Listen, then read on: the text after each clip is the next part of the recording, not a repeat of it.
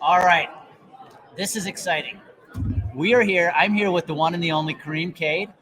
This is episode 1 of the Black and White Truth about benefit advising. And now, just because I said that, we're going to get canceled. All right, Kareem, you ready for this? I'm the white guy. Ebony and Ivory. You ready? I'm ready, baby. Let's do it. So let's just get right to the point. This is what the whole show is about. Okay. We're at a conference, Ascent. Yes. One of the things you and I have talked about at length is we come to these conferences, brokers come to these conferences, they get all excited because they learn all this knowledge, but then no one applies it. Exactly. Give me your thoughts on that right now.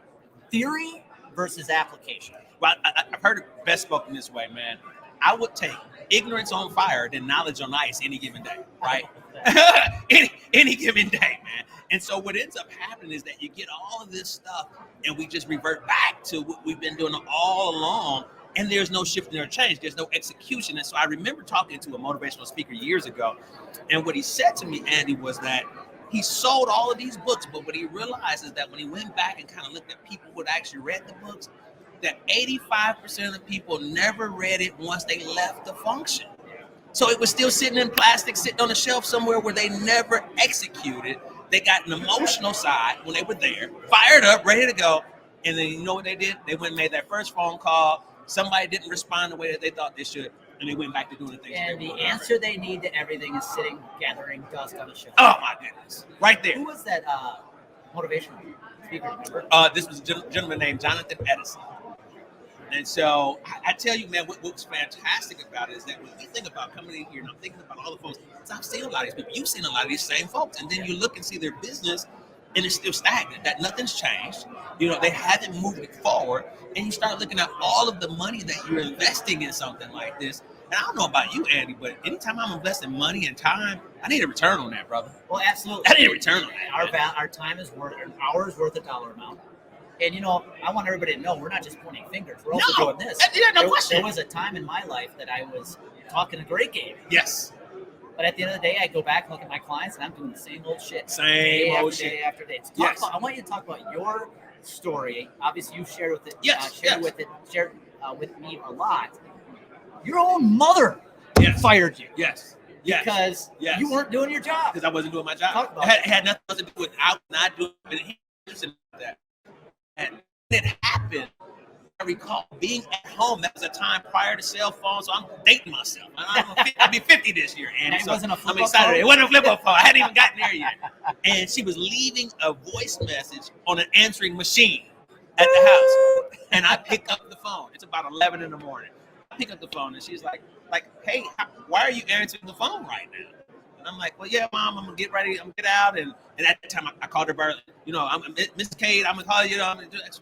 And she said, you know what? My agents have all been out since 6 this morning. They had breakfast meetings.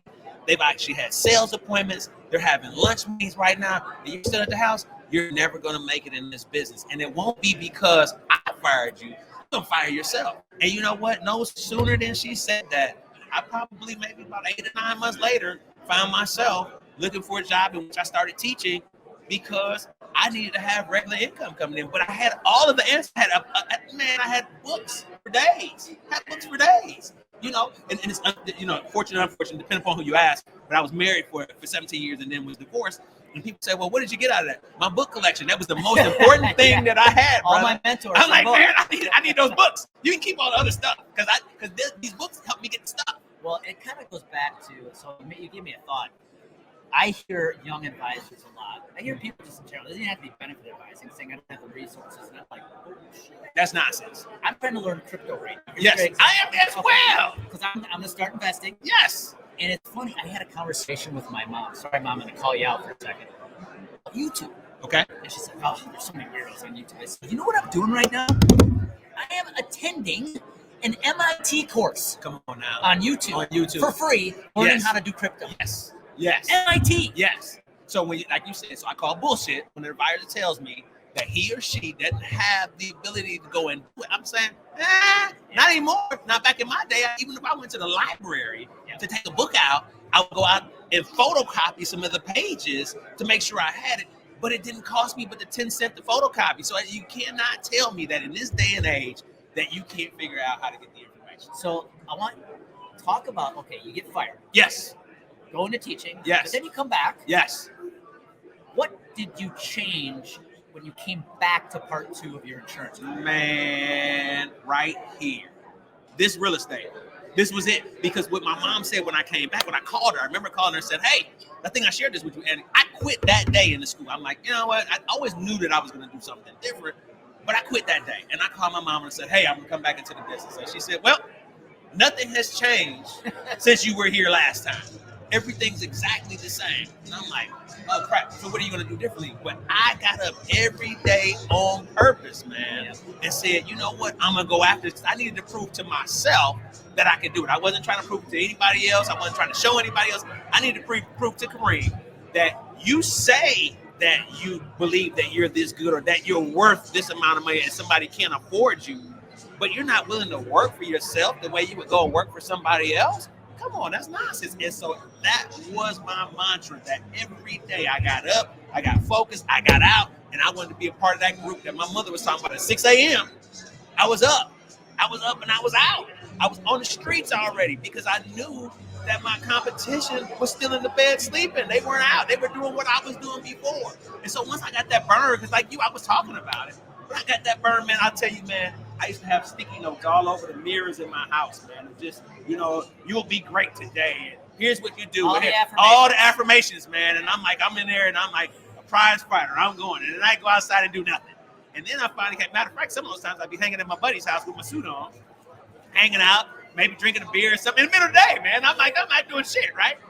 Then I got that burn, man, and I started saying, okay, I can get out here and get focused. You know what? I have control over what I can do in this career. And if they don't give it to me, I'm going to go find it. So I started watching people in that time, all the journals and magazines, who's doing what well. And I called on those folks and said, hey, man, what are you willing to share? Can you tell me? And they were like, okay, if you're willing to invest to come out, I'm willing to invest to talk to you. And so, man, that has been it. And so now that's why it's big for me as you and I talk, and we look at talking about other advisors, that I get a chance to share because I remember being on that deal. I'm a phone call away. And guess what? Anybody can reach out to you today via LinkedIn. Yeah, LinkedIn all day long. You are accessible. Yes. Everybody is a phone call away. You have the resources. You have the resources. Just put the work in. I mean, this trip today, when we think about the snowing here in Nashville, I had to make it when it snows in Nashville and there's 3 inches. That's everything. Shut down. It's bad. And he's from Michigan. I'm from Wisconsin. Like, dude, it's nothing. Call us when you get it. and it's done. Like it's over. But what's interesting about that is last night, and it's just talking about the mindset. Last night, Southwest cancels my flight, and I had to make a decision. It was the fork in the road of, do I become and do I stay focused on what I promised to do for Nelson in this conference, or do I just take the easy road and be like, hey, Nelson, well, I can't get a flight out, and not even try, not even shift. And so I think when it comes down to the mindset of us saying that I'm going to make it happen no matter what, I don't care what obstacle is going to get in the way, because it's life. Shit is going to happen.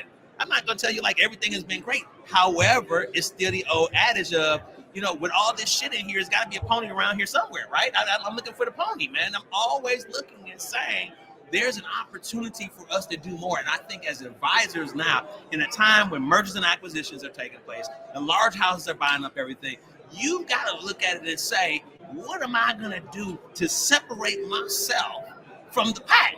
Because the pack is going to do the deal. But guess what? They're going to still be buying something. Everybody's going to buy something. So everybody else just tell me, oh, well, healthcare, if they go to a single payer system, I'm like, well, shit, they're still going to buy life insurance, disability insurance. They're going to buy other things. They're going to need an EAP. They're going to need a consultant to guide them through that maze. So why are we getting worked up on things that we can't control? What we can control is understand what we're learning at these conferences and go out and network. It's so funny. I remember when Amy and I just moved to Colorado. Yes. And I went to the first NAHU event. Yes. Out there. Yes. And I remember sitting there, and it was right after all the ACA stuff was really starting to take hold. And all I heard for literally an hour is one advisor coming up to the microphone after another, because they had a whole panel of legal, people that are in charge of some of the rules and regulations. And all they were doing was what are you going to do about Mike? I sat there and go, wait, what are you going to do for your clients? Why are we not having a conversation about the client? You're making it all about you. Yes. And they're uncovered about the client. I mean, because it's too easy. Because those programs have been transactional over the years. That's all they have to do, man. It's not. There's no thought process in actually coming in and saying, here's your spreadsheet, here's your renewal. You're not doing that. I think that is when you have to actually start going to do some work now. Now you look at this deal and you're like, what the hell? They cut my income and I don't want to go back out. If you ever read the book, Who Moved My Cheese, right? And you look at him and Han sniffing scurry. And the bottom line is, at the end of the day, those guys are like, man, I don't want to get back out here. I got to put my tracksuit back on. They move the cheese. I go find somewhere. The cheese is still there. Nothing's changed in our industry, man. Our industry is still there. So now we've got to disclose everything, where we get paid for. We should always have to disclose what we get paid for, because guess what? If we're doing what we're supposed to do, you're going to want to make sure that I'm taken care of as an employer, because I've done well by you. But that leads back to what you just said.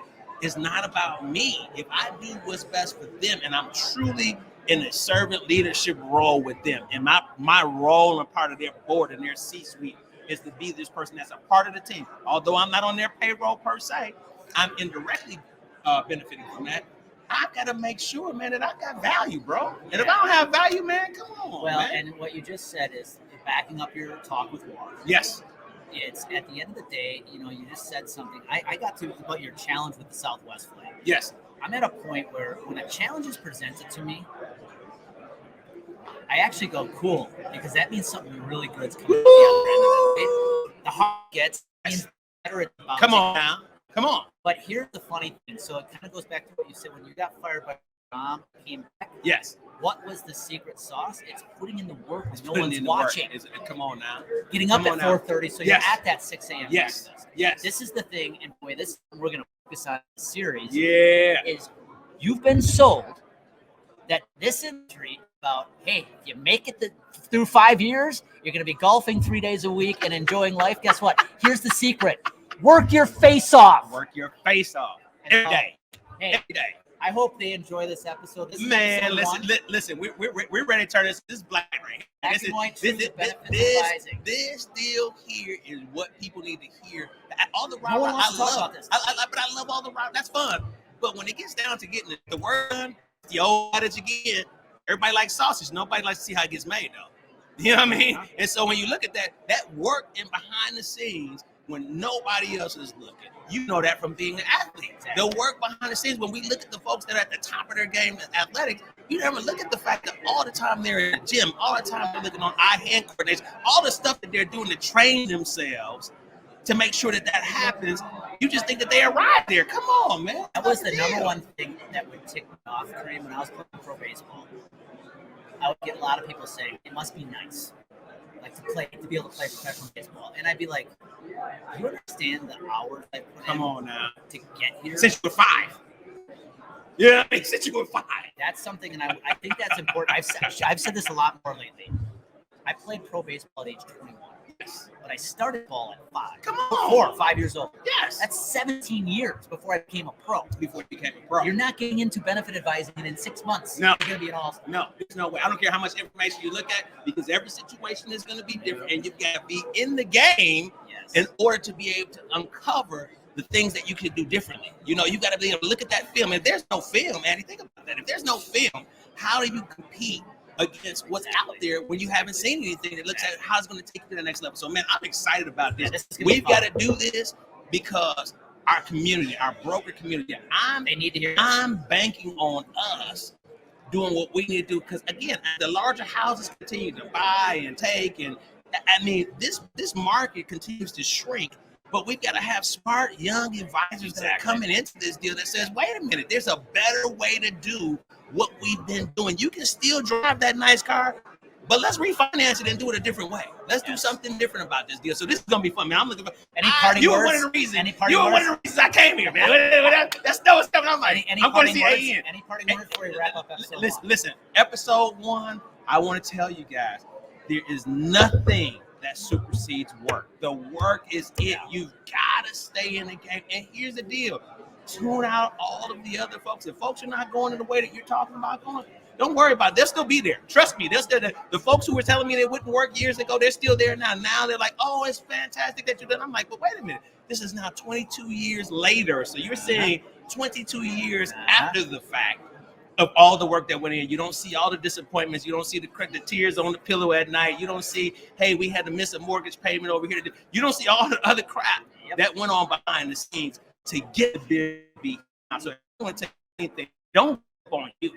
Don't give up on you because you're the most important person to you. And here's the last piece I'm going to give you, and this is why this show exists. It's the fact that we don't want you going chasing the shiny metal objects. There's no script. There's no strategy that's going to change your career. Come on now. A shift here is going to change your career, and that's right what here. Kareim and I are going to do. It's going to help you shift your mindset. We're going to share some real truths. estate. It's real estate. So here's what we want you to do. If you got a topic, if you got something you want to ask, you want Kareim and I to address in the Black and White Truth, yes, we will do it. So hit us up, leave a comment. We're going to do this. We're going to be sharing the truth. It's going down. For the first episode of the Black and White Truth of Employee Benefit Advising. I love it. My man. Appreciate you.